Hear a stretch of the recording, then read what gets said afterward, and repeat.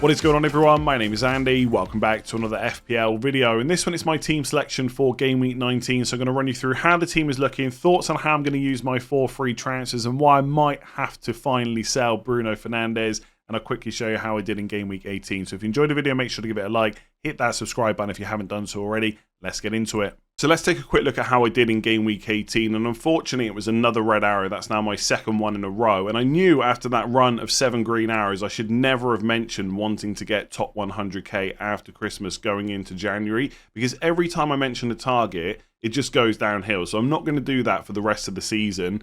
I scored 56 points, which took me from about 268k to 341k, which is not great whatsoever, but after the first set of matches on Thursday I really was fearing the worst. I didn't own Cunha, Isak, quite highly owned players. But luckily last night the triple Arsenal clean sheet came in. So I got Raya 6, Gabriel 6 and Saliba 7. And that minimised the damage a little bit. And actually, the triple up and Arsenal defence experiment has been pretty good. I've owned them, the 3 of them, for 7 game weeks. I've played Arsenal defenders a total of 19 times because Gabriel missed a couple of games through injury. And they've returned 16 times out of 19. And I'm counting a return as a clean sheet goal or assist. So it's actually been really good. And I don't think I'll necessarily triple up on a team anytime soon. I wouldn't want to block Saka again in the future, for example. And it would have to be an elite defence like Arsenal. And there's not really many other teams out there like that. So it's been pretty good for me.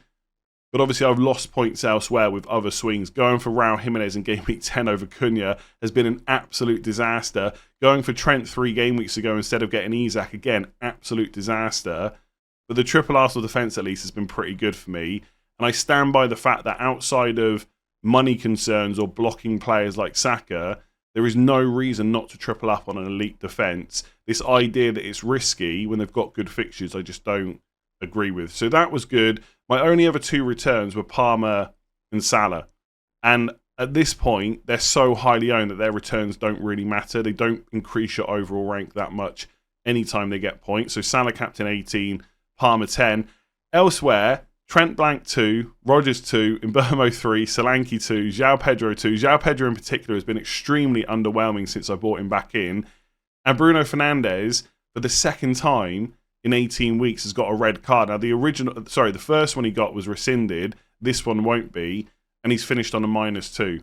And I might have to sell him now, which we're going to talk about in a second. So, not great not owning Isak. I wish Cunha would just stop getting points at this stage. Like, he was a really good pick, and I don't begrudge people the amount of points they've got, but it is insane the amount of goals he's scored from the expected goals that he's had. Like, the difference is just massive. Even scoring goals from corners now, like, I just don't know what you can do about that. I should have bought him in. I didn't do it. I don't think it was a massive mistake at the time, but obviously the outcome has been really bad. So, no need to panic just yet. My rank has fallen from like 200k to 341k in 2 weeks, but that can turn around pretty quickly. I've got lots of transfers to play around with as well. So let's talk about Game Week 19. So for Game Week 19, I've got 4 free transfers and 0.1 million in the bank. Now, I did have 4 free transfers last week as well, but I used one of them doing Pigott to Minaj just to improve my bench in case there was any rotation with the additional fixtures over Christmas. In the end, he got a clean sheet, 6 points, but he stayed on the bench because my entire 11 played. But this week, he's definitely going to be in my 11. I think if you're looking to buy a defender under 5 million this week, it's got to be Munoz. In terms of expected goals per 90 from players that have played regular minutes, I believe he's the highest in the league. There's a genuine goal threat there. Southampton at home this week, followed by Chelsea at home, Leicester away. It's a pretty good fixture run overall for Palace. And if they don't get the clean sheet, you've got the attacking potential on top. So he'll definitely be in my 11. At the moment, I'm set up in a 4-4-2. That is because of Bruno Fernandes' suspension. And Raul Jimenez, I'm not expecting him to play. But by the time I make my transfers, I will be in the back 3. So Trent is definitely staying for the long term. We know that Liverpool will likely have a double around 24-25. West Ham away is a pretty good fixture. He's also extremely attacking. I know he didn't get an attacking return against Leicester, but he looked good once again. So he's going to be in the 11 for sure. And then Raya and Gabriel. I think with Raya, just goalkeeper transfers are never going to be a top priority. And as much as Arsenal's fixtures swing a little bit now in terms of it's going to be more difficult for defensive returns, they will pick up clean sheets along the way. So I don't mind having him. And I want to probably move to Pickford or Alisson for the double later on. but I want to make that decision closer to the time and not necessarily right now. I'm very wary of putting Alisson in, tripling up on Liverpool, and blocking myself from using slot. And there's no reason to do Raya to Pickford unless I'm desperate for the money. So Raya will stay, and so will Gabriel. That guy is just such a threat from set pieces. Like last night, he missed an absolute sitter. In terms of chances from corners, it was a sitter for him, and it could have been yet another goal. And I just don't want to get rid of him anytime soon, unless, again, I am desperate for the money. So I will be coming off the Arsenal defensive triple up, but Raya and Gabriel will stay for now. And down the line, I might consider selling them on, but I don't think there's a need to do it this week. Saliba is my third Arsenal defender. He is getting sold this week, I think. I just need the money to be able to bring Isak in. And the player I'm likely to go for is a Fulham one.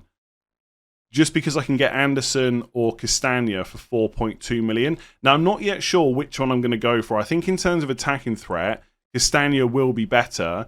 But once Tete is back from that injury, Castagna might lose his place. And I know that's a long way away, but I'm not going to actually need this Fulham defender in my 11 that much. Because Gabriel and Trent are never going to get benched. And obviously Munoz is so attacking that he can play most game weeks as well. Like Crystal Palace's fixtures, ideally you wouldn't play him against maybe Chelsea at home, Man United away in game weeks 20 and 24. But if I've got to play him, I'm really not that worried. So I might, instead of going for Castagna, go for Anderson, knowing that he'll be in the 11 for Fulham as long as he can stay fit and available. So I will play them against Ipswich at home in game week 20. But after that, I don't really need them all that much. So I'd rather go for the better longer term pick in terms of minutes. The only other player I'm considering is actually an Everton one, and that is Mykolenko at 4.3. So he's only 0.1 million more than the Fulham defender, and not actually all that useful for quite a while. But I'm actually thinking about the double game week later on. Like Everton have Leicester at home in 24, and if the double goes into 25, they'll have Palace away, and obviously the Liverpool at home game that needs to be rearranged. And after that, they've got some okay fixtures coming up. I'm just not sure if I should be looking that far ahead. But if I'm going to play Trent, Gabriel, Munoz most weeks, I can just store Mykolenko on the bench for a number of weeks and just have him ready for that double later on. So I will be making a defender transfer this week. It will be Saliba out because I think he is not as, in terms of goal threat, he's just not as good as Gabriel. And it'll either be for Castagna, Anderson or Mykolenko. There's not really anyone else I'm considering. So my midfield four this week is Cole Palmer against Ipswich away, Brian Mbeumo against Arsenal at home, Mo Salah against West Ham away, and Morgan Rogers against Brighton at home. And on the bench, I've got Bruno Fernandes, who, as we know, is suspended for game week 19, and I'll come on to replacements for him in a minute.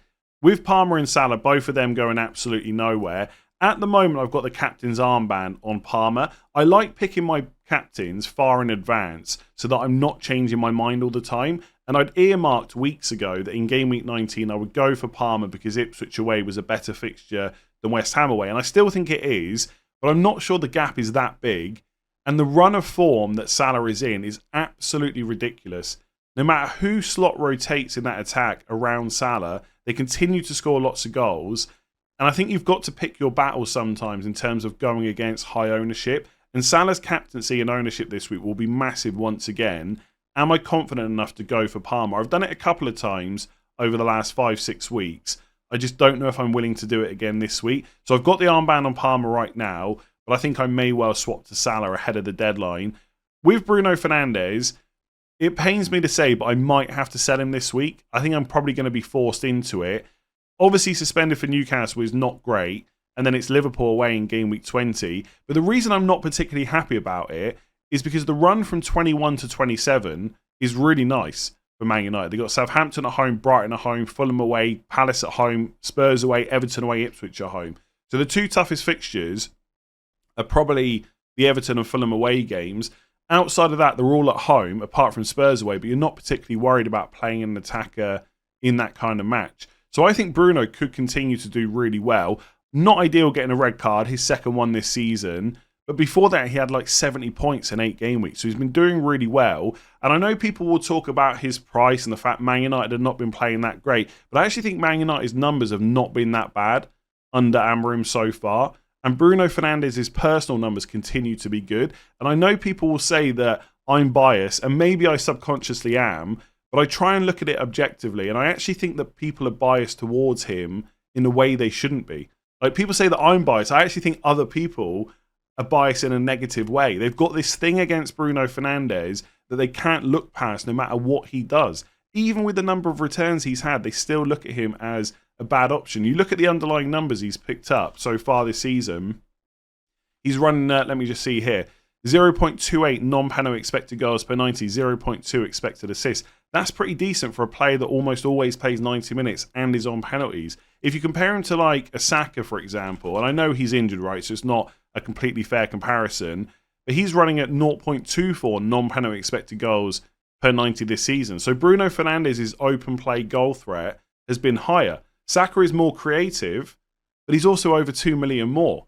So I think for Bruno's price, he's actually still a pretty decent pick long term, and the fixtures are good. The problem for my team is I can't afford to keep him if I want to get Isak. I've left buying Isak so late that he's now 9.1 million. Essentially, this is what it boils down to.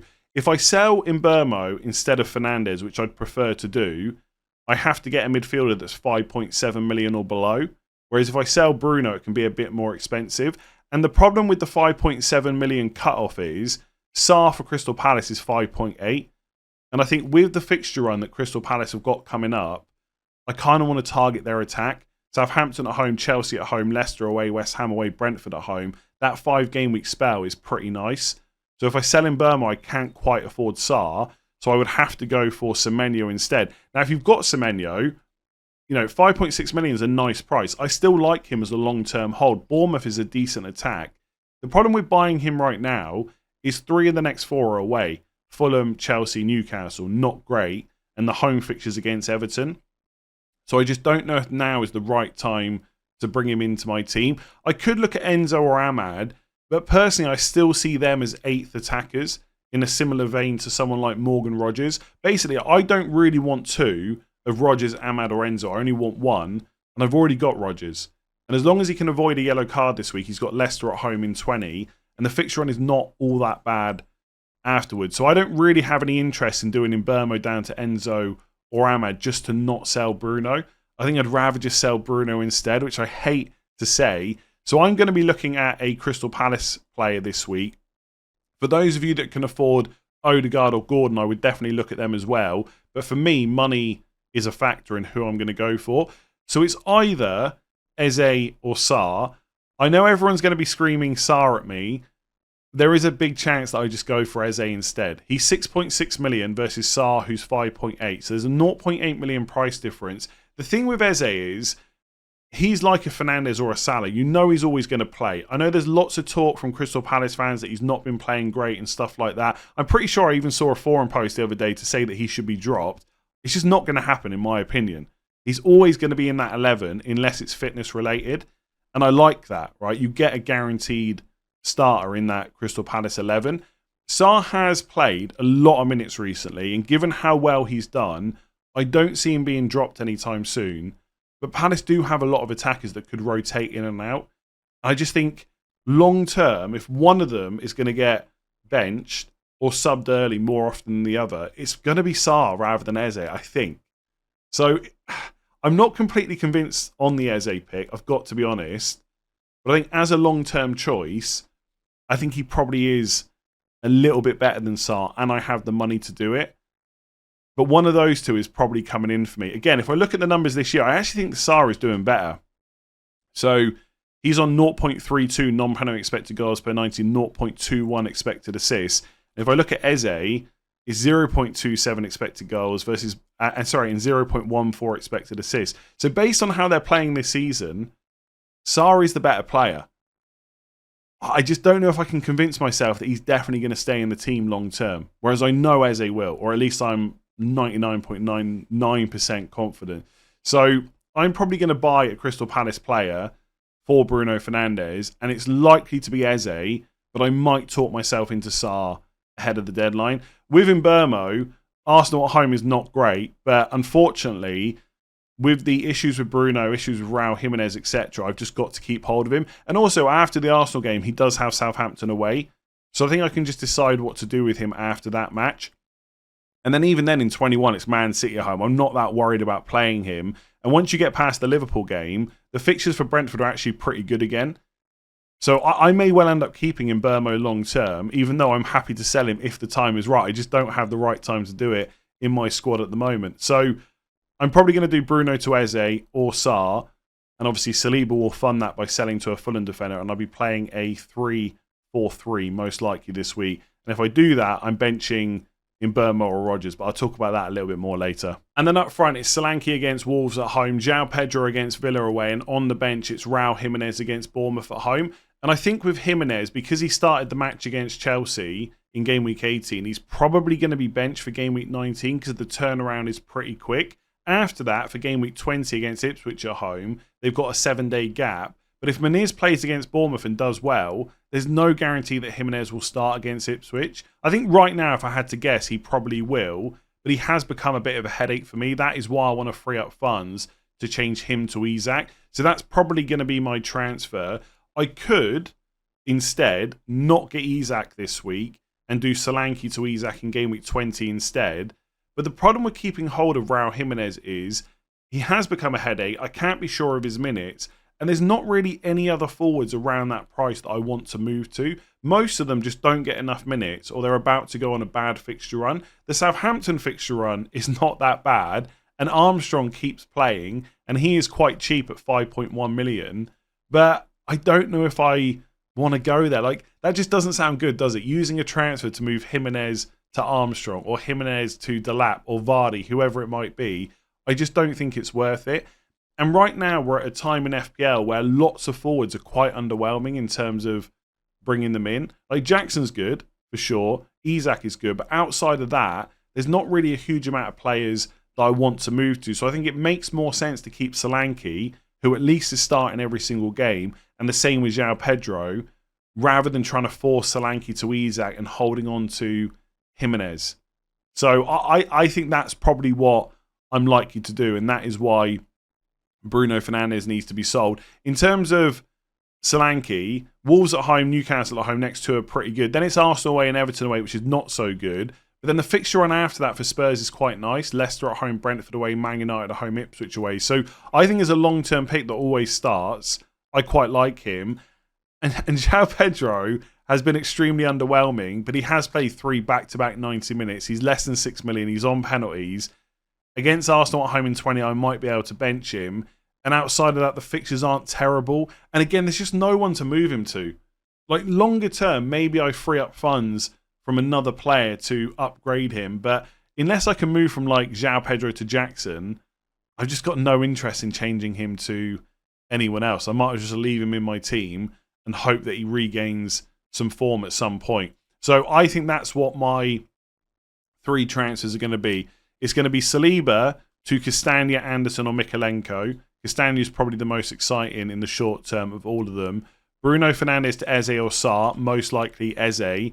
And then Raul Jimenez to Isak. And that leaves me with 0.1 million in the bank. And when I look at the team on the My Team tool on Fantasy Football Hub, by the way, if you want to use all the tools I've been using in this video, link in the description below, 30% off, 30-day free trial as normal. The team looks like this. It's a 3-4-3 with Isak, Solanke and João Pedro up front. And then Rodgers on the bench. I'm not sure who I'm going to bench out of João Pedro and Mbeumo and Rodgers. Part of me wants to bench Mbeumo because I've got 2 Arsenal defenders. But benching a 90-minute man on penalties doesn't feel great. And I guess if at least Mbeumo scores, I won't feel so bad about my double clean sheet being wiped out. So I might just bench Rodgers instead. Because, again, João Pedro is a penalty taker. So that's my route to get Isak in. And I think if I look at future weeks, the team looks pretty decent. I can play Castagna against Ipswich in game week 20 if I don't want to play Munoz against Chelsea. I'm always going to play Raya, Gabriel and Trent. Eze's got Chelsea at home. Mbeumo's got Southampton away in game week 20, which doesn't look that bad. And I've got Rodgers on the bench against...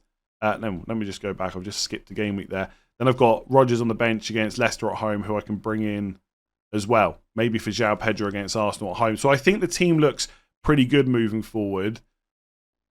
And it looks even better with Isak in the team. It's not necessarily a great week to bring him in, Man United away, because I actually think Man United have defended okay for the most part, especially in open play. But they do give up the odd chance. And if you do that against Isak, he's going to score.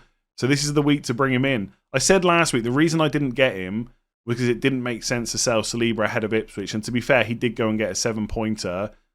And I wanted to sell Raul Jimenez instead, which is why I left it to this week. So that's what I'm going to do. I'm going to use 3 of my 4 transfers, roll the other one. I'll finally have Isak. And then we'll just start thinking about how things go from game week 20 onwards. Thank you very much for watching. If you've enjoyed that, make sure to give it a like, hit that subscribe button, rate 5 stars if you're listening on podcast. Check out Fantasy Football Hub using the links in the description below. And I'll catch you again later for another video.